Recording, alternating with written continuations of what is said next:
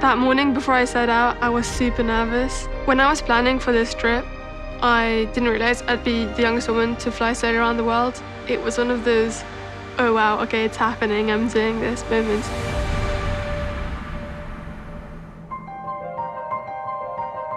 I'm really lucky, both my parents are pilots, so I grew up around aviation and airplanes. Started flying when I was 8 years old, and then I started training when I was 15 years old. The first time I took control of an airplane, I think I just felt this overwhelming sense of freedom. As a young girl, I never saw other women in aviation. I think as I grew up and went on these adventures with my parents, we'd go through Canada, Greenland, Iceland, and the UK. I thought, I kind of want to go on my own adventure now. My big dream is to fly around the world, but I just always assumed it'd be impossible. Microsoft Flight Simulator helped me prepare for my flights, where I could just see what the terrain and what the route would be like. It was pretty similar. It was really realistic.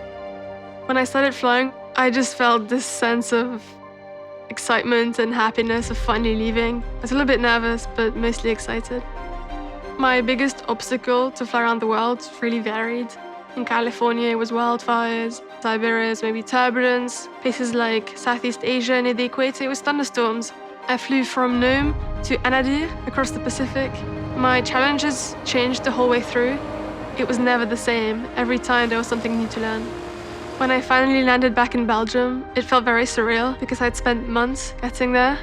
And so finally finishing was really weird, but amazing. The thing that helped me stay motivated was the messages I received on social media and people saying that I'd encourage them to start flying or just go on their own crazy adventure. I think that's when I realized that my trip did have a positive impact on some people and that if I kept going, then hopefully I could reach a few more. My name is Zara Rutherford and I fly to see the world.